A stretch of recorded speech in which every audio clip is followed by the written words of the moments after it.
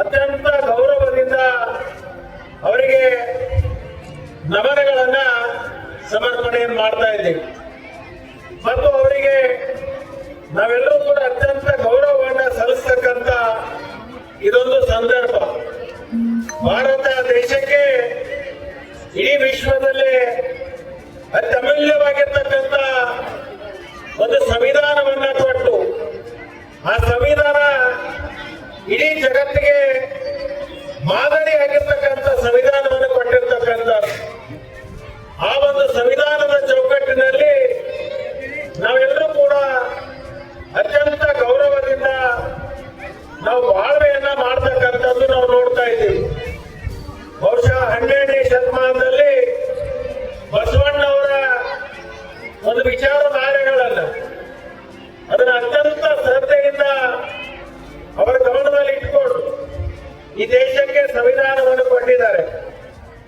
12ನೇ ಶತಮಾನದಲ್ಲಿ ಅಲ್ಲಂಪ್ರಭು ಅವರ ನೇತೃತ್ವದಲ್ಲಿ ಅನುಭವ ಮಂಟಪದಲ್ಲಿ ಏನೊಂದು ಸಮಾನತೆ ಮತ್ತು ಸರ್ವರಿಗೂ ಸಮಬಾಳು, ಸರ್ವರಿಗೂ ಸಮ ಹಕ್ಕು ಅಂತಕ್ಕಂಥ ವಿಚಾರಧಾರೆಗಳನ್ನ ಇಟ್ಕೊಂಡು ಅವತ್ತೇನು ಚರ್ಚೆಗಳಾಗ್ತಾ ಇತ್ತು ಅದನ್ನೆಲ್ಲವನ್ನ ಗಮನದಲ್ಲಿ ಇಟ್ಕೊಂಡು ಮಾನ್ಯ ಡಾಕ್ಟರ್ ಬಾಬಾ ಸಾಹೇಬ್ ಅಂಬೇಡ್ಕರ್ ಅವರು ಒಂದು ಅದ್ಭುತವಾಗಿರ್ತಕ್ಕಂಥ ಸಂವಿಧಾನವನ್ನ ನಮ್ಮ ದೇಶಕ್ಕೆ ಕೊಟ್ಟು ಇವತ್ತು ಇಡೀ ವಿಶ್ವ ನಮ್ಮ ಭಾರತ ಪ್ರಜಾಪ್ರಭುತ್ವ ವ್ಯವಸ್ಥೆಯನ್ನ ಅತ್ಯಂತ ಗೌರವದಿಂದ ಹೊಗಳಿರ್ತಕ್ಕಂಥ ಅನೇಕ ಸಂದರ್ಭಗಳಲ್ಲಿ ನಾವು ನೋಡ್ತಾ ಇದ್ದೀವಿ. ಅಂತ ಒಂದು ಸಂವಿಧಾನವನ್ನ ಇವತ್ತು ನಾವು ಒಪ್ಪಿಕೊಂಡು ಅದರಲ್ಲಿ ಆ ವಿಚಾರಗಳನ್ನ ನಮ್ಮ ಗಮನದಲ್ಲಿ ಇಟ್ಕೊಂಡು ನಮ್ಮ ಪ್ರಜಾತಾತ್ಮಕ ಹೆಜ್ಜೆಗಳನ್ನ ಇವತ್ತು ನಾವು ಇಡ್ತಾ ಇದ್ದೀವಿ. ಒಂದು ಕಡೆ ಇವತ್ತು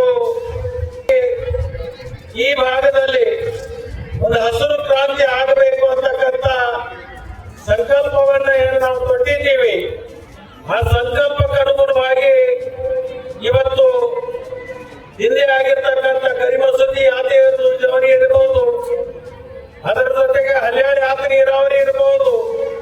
ಇವತ್ತು ಅತ್ಯಂತ ಸಂತೋಷದ ಸಂಗತಿ ಅಂದ್ರೆ ಬಹುದಿನಗಳ ನೆರವಿಗೆ ಬಿದ್ದಿರ್ತಕ್ಕಂಥ ಬಸವೇಶ್ವರಿ ಆತ ನೀರಾವರಿಯನ್ನ ಇವತ್ತು ಪ್ರಾಯೋಗಿಕವಾಗಿ 12 ಗಂಟೆಗೆ ಅದನ್ನ ನಾವು ಪ್ರಾರಂಭ ಮಾಡತಕ್ಕಂಥ ಸನ್ನಿವೇಶ ಇವತ್ತು ನಾವು ಹಮ್ಮಿಕೊಂಡಿದ್ದೀವಿ ಅಂತಕ್ಕಂಥದ್ದನ್ನ ಈ ಸಂದರ್ಭದಲ್ಲಿ ಹೇಳಿ, ವಿಶೇಷವಾಗಿ ಅಥಣಿ ಕ್ಷೇತ್ರ, ಅಥಣಿ ತಾಲೂಕ ಸಂಪೂರ್ಣ ನೀರಾವರಿ ಆಗ್ಬೇಕು ಅಂತಕ್ಕಂಥ ಏನು ಕನಸನ್ನ ಕಂಡಿದ್ದೀವಿ, ಆ ಕನಸು ಇವತ್ತು ನೆನೆಸಾಗ್ತಕ್ಕಂಥ ದಿನ ಹತ್ತಿರ ಬಂದಿದೆ ಅಂತಕ್ಕಂಥದ್ದನ್ನ ಈ ಒಂದು ಸಂದರ್ಭದಲ್ಲಿ ಹೇಳಲಿಕ್ಕೆ ನನಗೆ ಅತ್ಯಂತ ಸಂತೋಷ ಆಗ್ತಾ ಇದೆ.